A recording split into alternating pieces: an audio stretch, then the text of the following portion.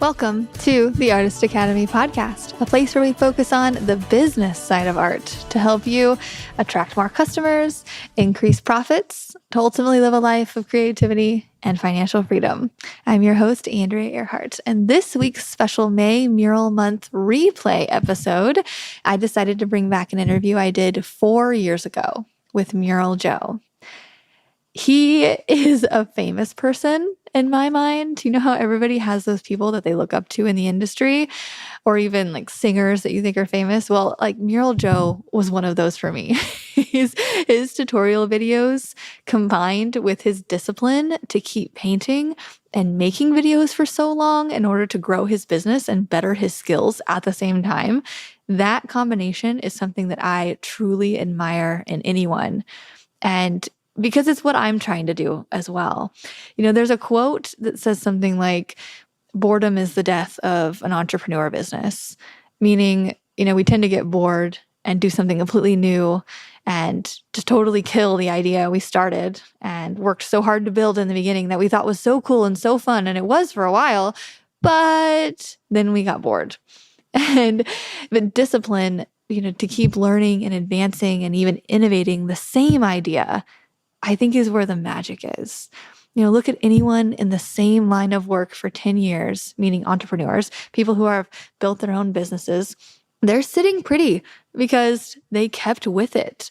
You know, I've now been muraling for over 10 years and teaching through the Artist Academy for over 5 years, and it's going great. You know, it hasn't always been going great, but I'm so glad that I stuck with it.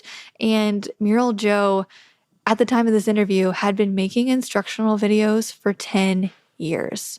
Now it's been over 14 years at the current date, but if you check in with him right now, he's doing the same thing, but better. You know, our businesses look slightly different from 4 years ago when we had this chat, but in general, it's the same painting, learning, teaching, fun stuff. In this interview, we talk about Joe's mural process and the lessons he's learned along the way. One lesson in particular that I remember from this chat 4 years ago is how he plans out his paintings ahead of time. So he paints it before he paints it on site.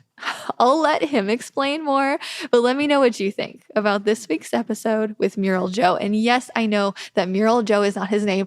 Really, that's not his birth certificate, but I like to call him that. He's my famous person. So let me know what you think of this week's episode with Mural Joe.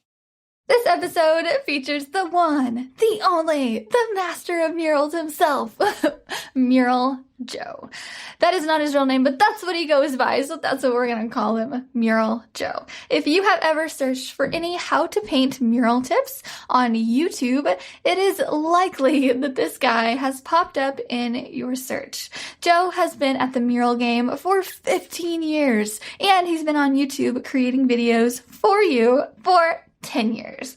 And I just want to state that fact right out of the beginning because, for one, it shows how much experience he has with this art form, which explains how good he is at his job.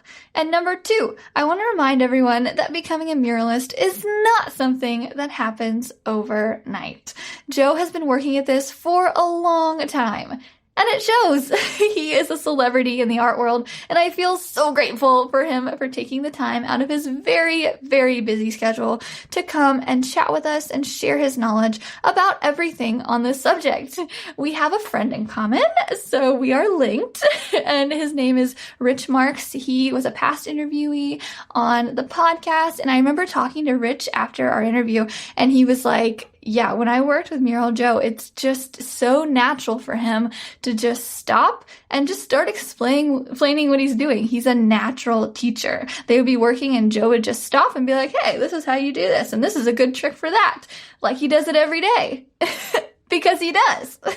And I know you're going to get so many good tips and inspiration from this episode. So please share it with your friend and pass the knowledge along. Put it on Instagram, put a screenshot on there, tag me or Mural Joe, and just say, hey, thanks for coming on and sharing your knowledge to us and on the podcast and on YouTube, and just give him a thank you. And I'm sure he would absolutely love it. He's such a nice guy. But let me know what you think about this week's episode with Mural Joe. So if you could just start out by telling us a little bit about who you are. I think most of our viewers probably know who you are if they've gotten on YouTube here recently, but just tell us a little bit about who you are and how you got into the art world. All right, cool. Well, Joe Cornelius is my real name. My first name is not Mural, even though I get called that a lot in emails because Mural Joe caught on pretty well after I started the YouTube channel, Mural Joe. And so I was always an artist, always loved art. And it was a hard reality check when I did very poorly in school and then found myself working labor jobs, to pay common bills. And then after I got married, had some kids, had my daughter on the way, I was reevaluating what I wanted to do with my life. And I told my wife, hey, I've heard about this mural painting thing. Maybe I could use my paint contracting skills because I was just slinging a brush, painting walls. And we've decided, hey, we don't have a lot to lose right now, so let's try it. So friends and family were the key to my startup. When people just saw me trying to be an artist and I was doing jobs for really cheap, art projects for really cheap. And then I always had the paint contracting to fall back on. So I'd be staining someone's deck, repainting a house to pay bills. But then constantly, I was kind of like just paying my way through college. And so for 10, 15, I'm going to say around 10 years span, I was gradually improving at the murals and gradually raising prices as it became more frequently requested. And that's how, and then in the process, my best friend, Todd, he showed me how to use YouTube, gave me a camera. I mean, he was a huge part of the startup. So again, friends and family, I am not by any means self-made. And so I put my first time-lapse video online, posted a how-to video on YouTube, how to paint clouds. You can still, it's like from 2008, 2009, something like that. I've got big messy hair and I'm doing this poor quality video, and there's a dog in the end that tries to bite my hand off. It's actually a funny little bit. My first how-to video, and things just gradually climbed, just very gradually and steadily climbed in popularity, and that's how Mural Joe became a thing on YouTube. Wow! So you started 10 years ago. Wow. Well, it was more than 10 years ago, but I just said it was a span of 10 years. It was 2005. That I broke out on my own. But, those last years, I've been going real steady as just a muralist where I don't feel like I'm trying to pay my way through my own education anymore. It's not like a cost to do murals now, So those first 10 years were hard. Yeah, but I love that because a lot of people see you, they find you on YouTube, like say right now, and they're like, man, this guy is doing awesome. But they don't see all those years behind you of, tutorials. And because I was looking at your YouTube yesterday and I was like, man, this guy has a ton of followers. This guy has so many videos. I wonder how long he's doing it. And you did your first tutorial 10 years ago. Wow. Yeah, a long time ago. But, everything is in comparison. I always remind myself, there was a lot of people doing amazing paintings before I ever came along. There's a lot of people with far more subscribers. Nothing's really new. I'm borrowing the research that was done before me. So it's important to stay humble. Yeah. So let's get into some mural tips. So whenever you're laying out a mural, so July is Mural Month. And so we're interviewing muralists and we're doing activities and tips around murals and everything. So tell us everything mural. So whenever you go to start out a mural, what's like the first process? Well, I think the plan is the first process. And this is something that I just for a long time didn't do well because I didn't have to. I kind of have a rebellious nature, and so listening to good advice doesn't come naturally.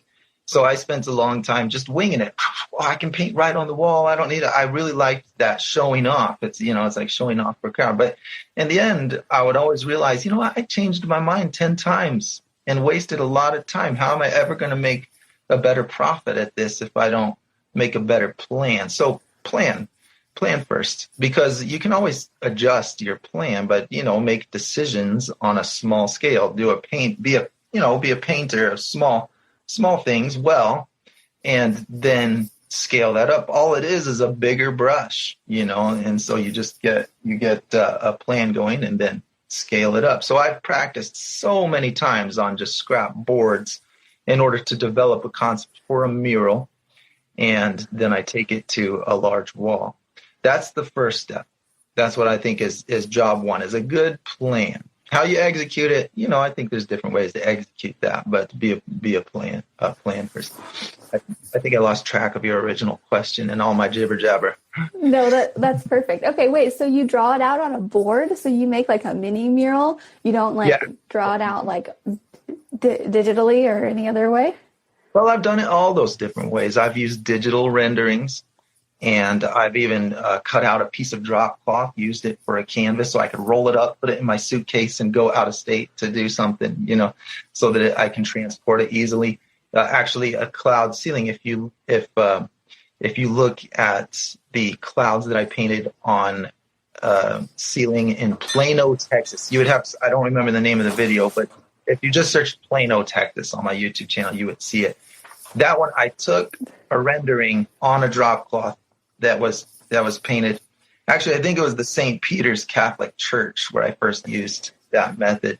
And so everything, the answer to that is, as long as there's a plan in place that I can look at, because I think what you easily overlook when you're getting into this is the expense of decision making. It's not that you can't get your way through it. It's not that you can't make decisions on the spot, but it's that it's a significant cost of time. I mean, how many times do you back up from your canvas and say, oh, do I like that? Turn your head sideways. Do I like it? That's the artist's workflow, You can do all that ahead of time and save yourself a lot.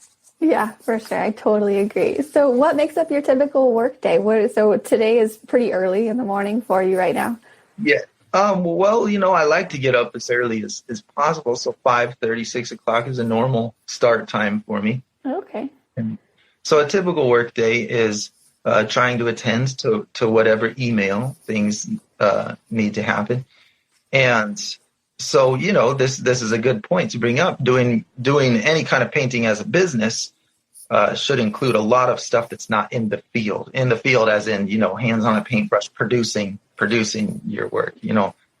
It's for people. What you're doing is for people if it's a business, right? And so think about I have a big percentage of my day that's spent with people, whether on emails or on YouTube, just trying to answer questions, needs, whatever interest is out there. And so then I'm in the field, I'm on the job. Today I'll be filming, and my brother is in town from my brother Ben, that many of the followers are familiar with because of his involvement. He does all the video editing for the channel. And so we're shooting a new series on how to paint water right now, and I'm very excited about it. So that's today's work. And so, it's spend time with people, spend time on the job, come back in the evening, see if there's any emergencies, fires I got to put out. I get on my email, I see if there's anything going on. That's a typical day. And then play with the kids, jump on the trampoline. I don't want to leave those things out because those are very important things. I got to come home and leave time for the family. Yeah, for sure. I like that last bit too. It's super important, and I'm sure it helps with like your mind as well to take a break from it and spend some time with family. So much. Yeah, it's hard to do good artwork if you're not keeping yourself in a good mood, right? Keep yourself happy as possible. Exactly. Okay, so whenever you go to put your brush to canvas or brush to the wall, what's your typical? What do you do first? Well, so there's definitely a workflow, but the thing is, since I'm such a logical, I approach a painting like you would approach writing a computer program. And the reason I make that comparison is because I got curious and started learning some JavaScript coding because I had some ideas for an app I wanted to work on, and I found them to be very similar. And so there's not just one workflow that I follow. I have an end result. I need shapes that look like this, colors that look like this, with a pattern that's like this overall. And so this time I'm going to try these steps to get there. But then another time I tried these steps to get there. And anyone that watches my videos knows that I like to just put primary colors on the canvas. So I guess it would be fair to identify an initial creative process as a very simple, fast painting with primary colors. Boom, boom, boom, red, yellow, blue, green, orange. Get the colors on there, mix them together where I want to see them. And then I have something to look at and adjust. And if it's an important job, it is according to a plan, but I'll put it out real rough according to what I planned out. And then I'll see if I want to adjust it, which I always do. I always have, if I mix first in my primaries, then I'll see where they have turned into my favorite color. I'll say, oh, this spot mixed really well. I really like those colors. It gives me something to look at when I mix with primaries. And then I'll develop my strategic pre-mixed colors based on what I'm looking at on that rough. So there's it's like traditionally how you do a rough undercoat and then you pile on details on top of that. That's my workflow. And lots of water, always paint, water. I got to work real heavy because it dry. When you're working with house paints, they dry really fast. And so I'm constantly just loading the paint on with lots of water. Awesome. Okay. So is there anything you don't like to paint without? I don't like to paint without music, Ooh, and okay. making videos, that's hard because you can't be listening to music. So, painting is a joy, but there are many times when it really is just work. And so when I'm trying to make a good video, it's work. It's performance time, and because I also love showing off, there's just nothing better in life than an audience, that's interested in what you're doing. My whole family is like that.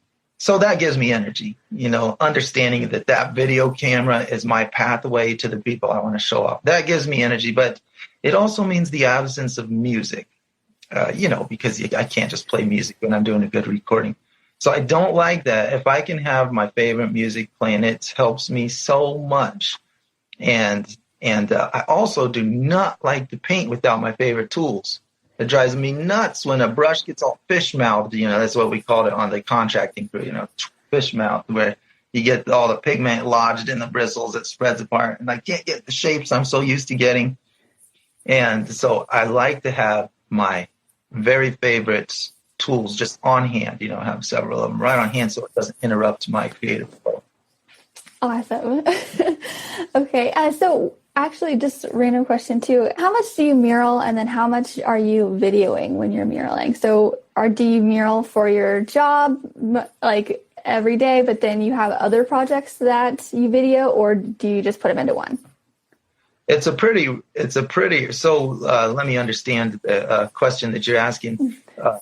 Like, what is the percentage of my mural painting time that's going on video? Is it kind of like saying that?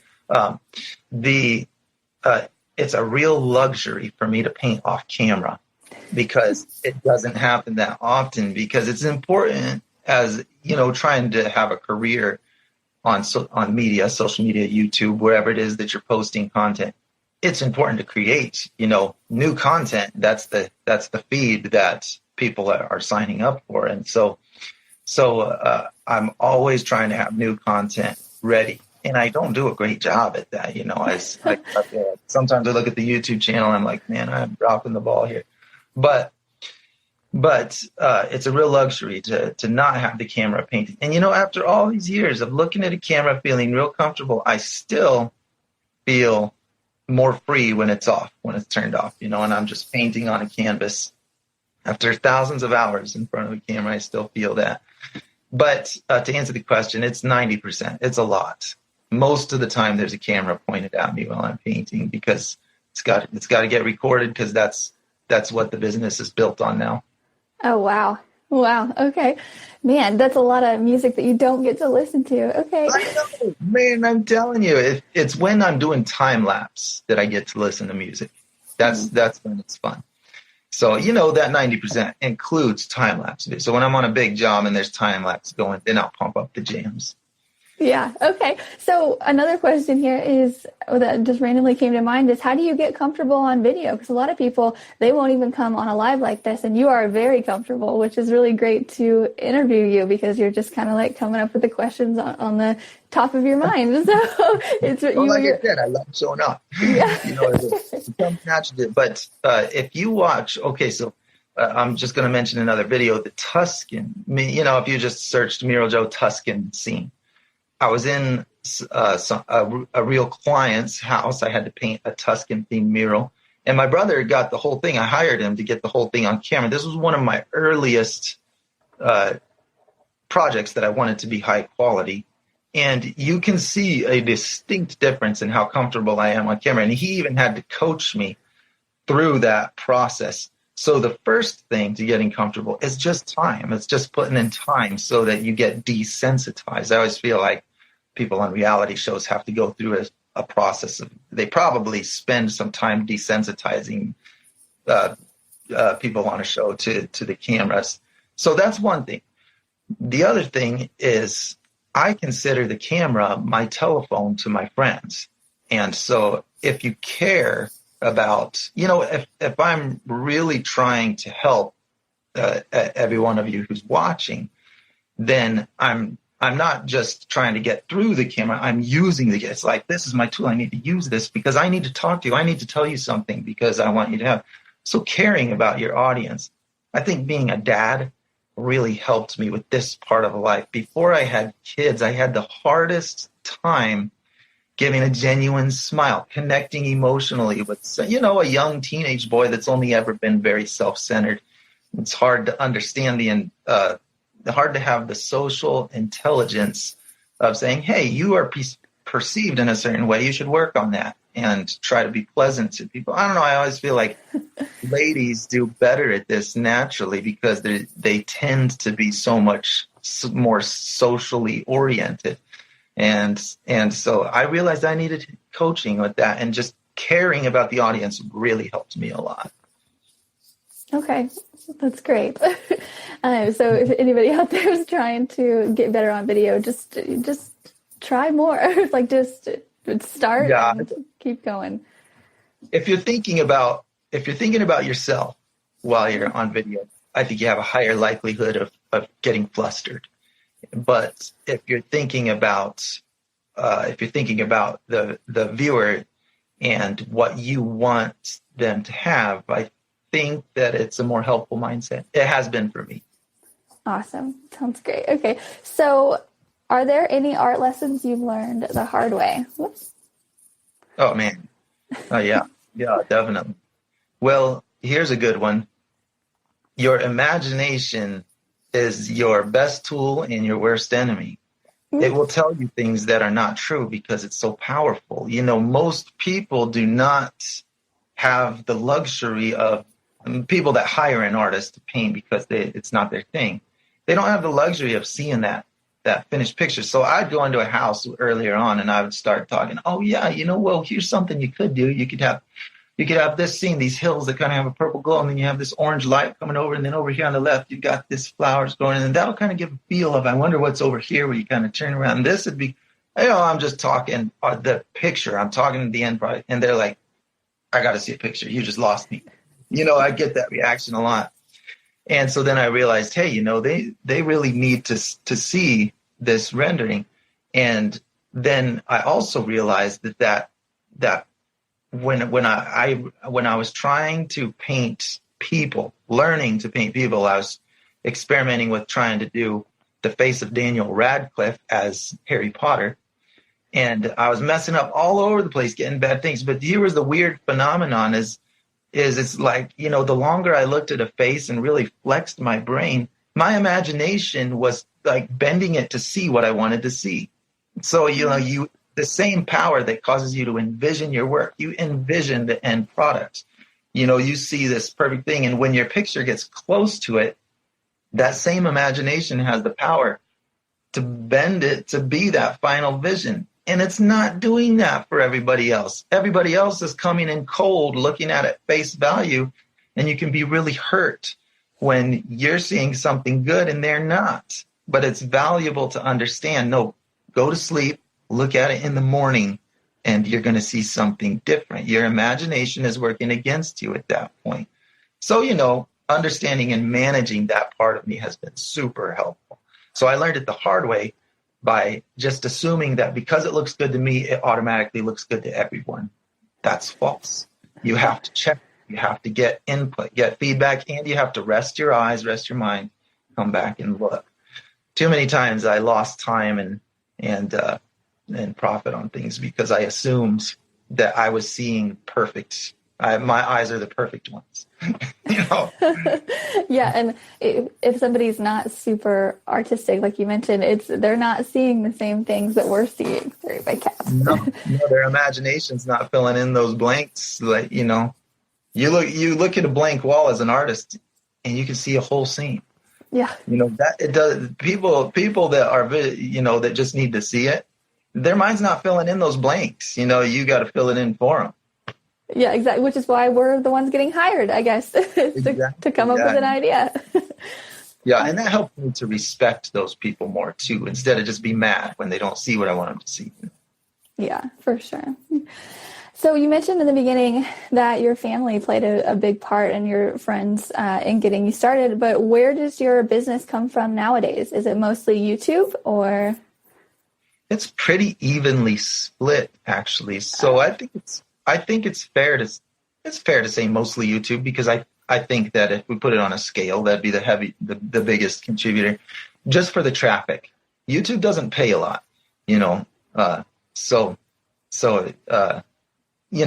it's like you get, with all my hundreds of thousands, the income off YouTube is in hundreds. It's not in thousands of dollars, and that is a lot because I don't strategize ads. I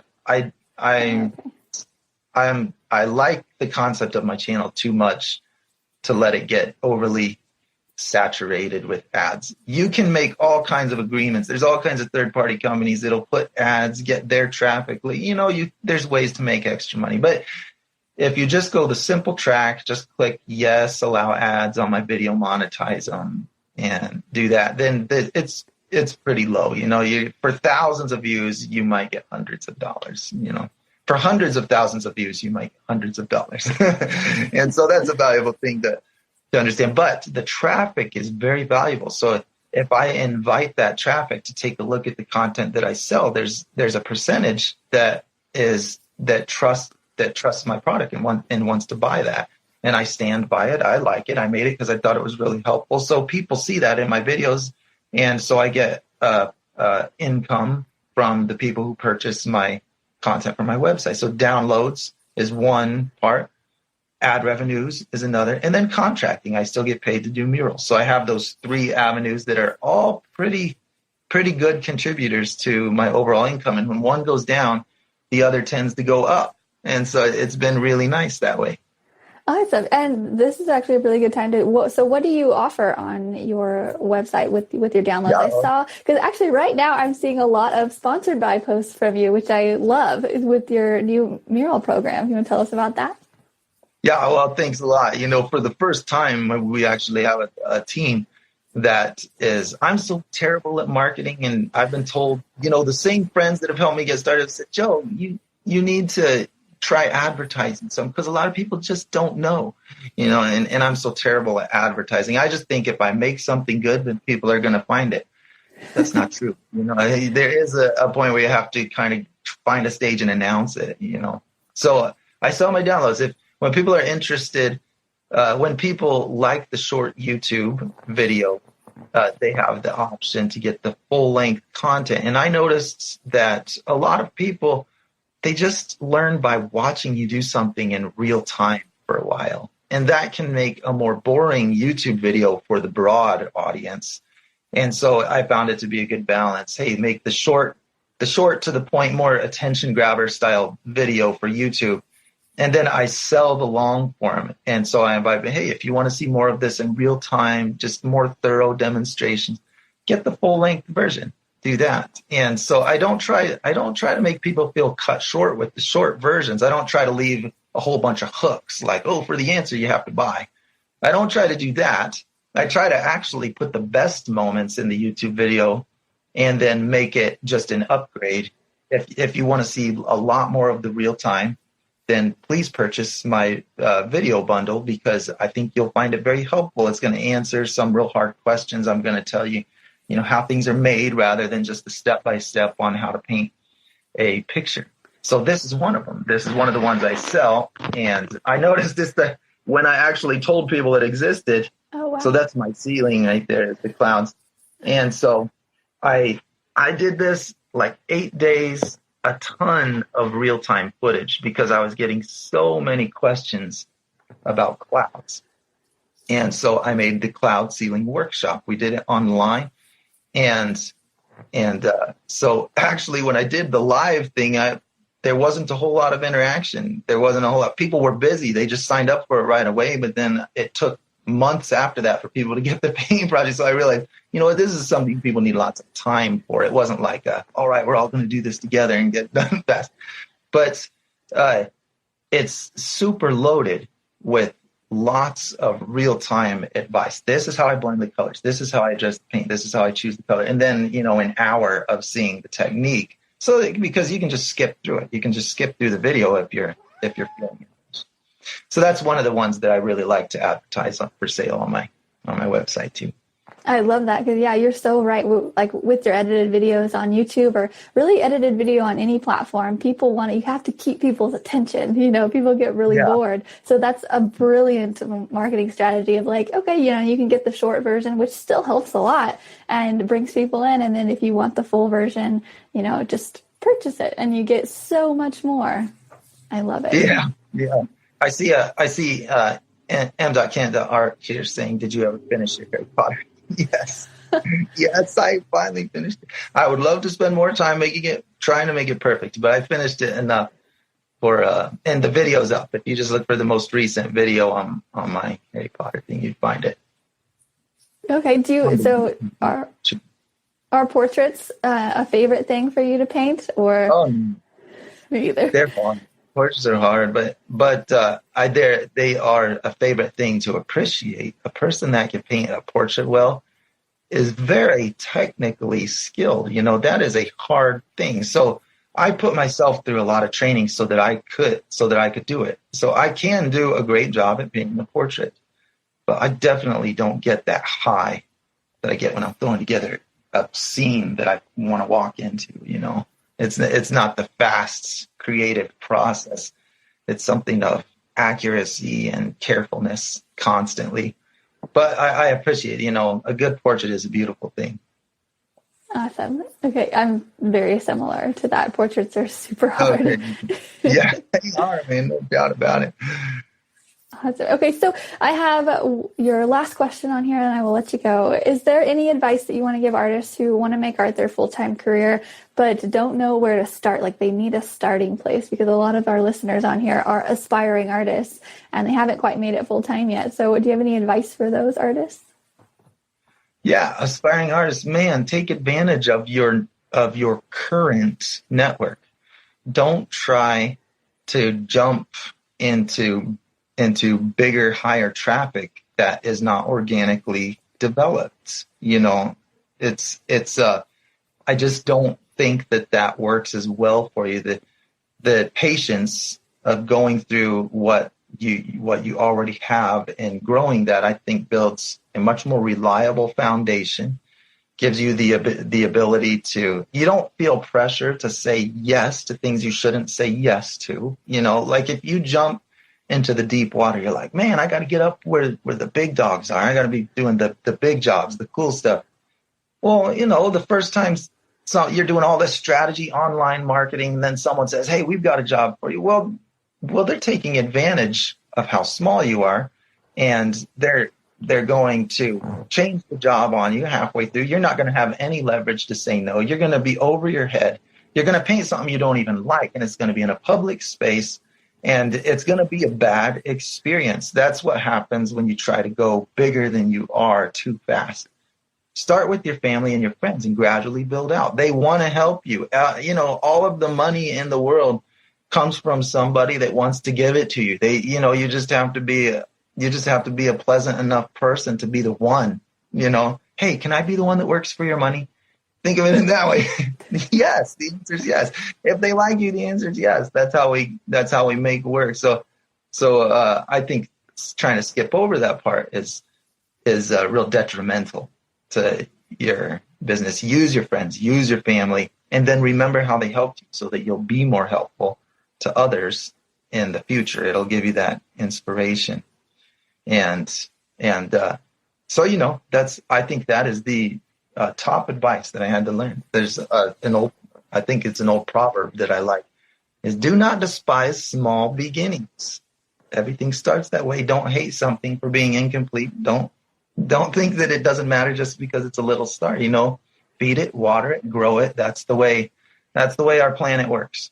I love that. Yeah, because I think a lot of people, they jump on Instagram here or YouTube and see you and they're like, man, I want hundreds of thousands of followers and I want the big jobs. And it's like, no, well, you'll get there, but you're in year 1 and he's in year 10 or 15, Yeah. I saw a question here. What does it take to commission me for art? I would say email joe@muraljoe.com and say that you want to commission. You can do that. But I ignore emails that don't talk money right away because it's too much of an expense to try. A lot of, not to sound arrogant, I really don't want to sound arrogant, but my time is asked for a lot. And so if somebody's looking for something free, then there's a lot of that to filter through, so a lot of people are not interested in paying. So I'm at a point now where it doesn't make sense for me and my family to spend a lot of time. So if I get an email that says, hey, I want to commission you to do a mural, getting right to the point, I'm not asking for something for free, then I get to those emails a lot faster. Yeah, I imagine you get quite a few emails too, because it is like a lot of people want something for free or cheap. They don't realize that you pay or that you need to pay and that you charge. So I don't blame them for asking. I just can't get to it, Awesome. So where can they go to purchase some of your downloads? Is it just Mural Joe? Thank you for asking. I really appreciate that. Yes, muraljoe.com. And my site is not like most sites where it's set up to be a display. It's not a gallery. It's meant to be a resource for people to find instructions on hard content. So how do you paint clouds? How do you paint water? It's by subject rather than the tutorials that complete this painting. Tutorials that will help you to understand the things that are hard to paint, as landscape mostly oriented things. So, and I put some how to draw videos that I think are great, but people don't come to me for the how to draw videos nearly as much as the painting. So yeah, visit the site. Thanks for bringing that up. No problem. Okay, but that's sad because drawing is like the foundation of learning how to paint. You're so right. Yeah, that's exactly right. I have this giant book. I pulled it out on one of the last live streams. Giant book that my mom was I'm so thankful that she saved it, of childhood drawings. All I ever did was draw pictures. That was how I trained to understand. Okay, all I have to do is learn how to add color to my understanding of lines and shapes and shadow and light. You learn all that by drawing, which is a much faster process. So you get a lot of training in by drawing. Exactly. We had one question on here. So since we mentioned people have to pay pay money for your art, how do you price your work? Do you do by an hourly rate or a square footage or? Yeah. Okay. Very good question.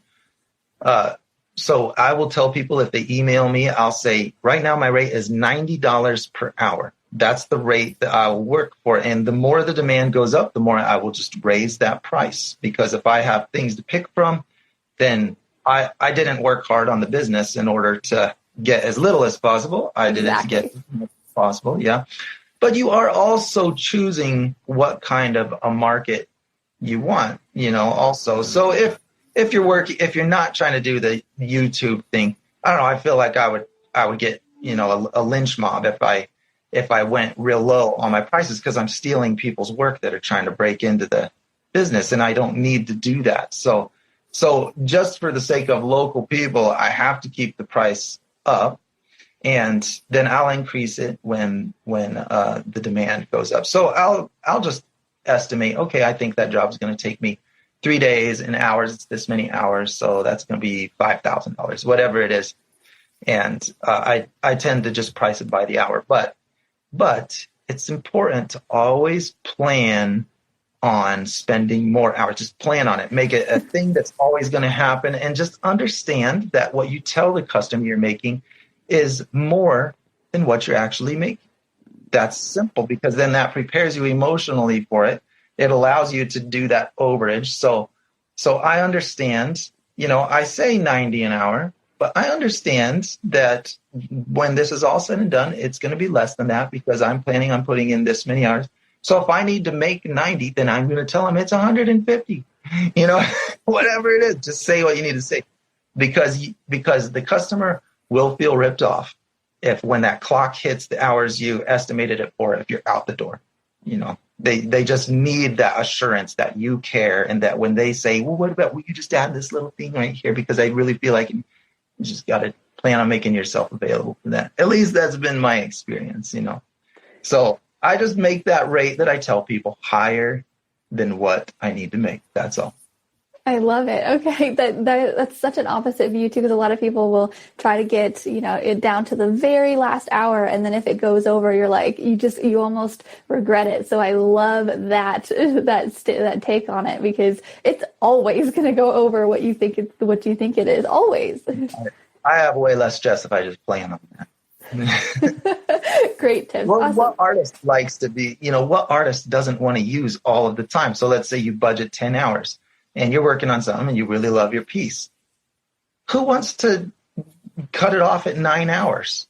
No artist wants to do that. You're like, oh, I've got another hour. I'm going to use that hour. And then how likely is it that when the clock hits that 10-hour mark that you're going to be, oh, it's finished. I'm done. It's finished. It's not going to happen. Not if you're a creative person that loves your work. So I found that impractical. So true. So, and not if you want to create the best work possible. Yeah. Awesome. Yeah. Awesome. Well, thank you so much for coming on here. That is all I have. And I have just enjoyed every single minute of this. I've been wanting to meet you for a really long time. It's been an honor. And it's so nice to meet you.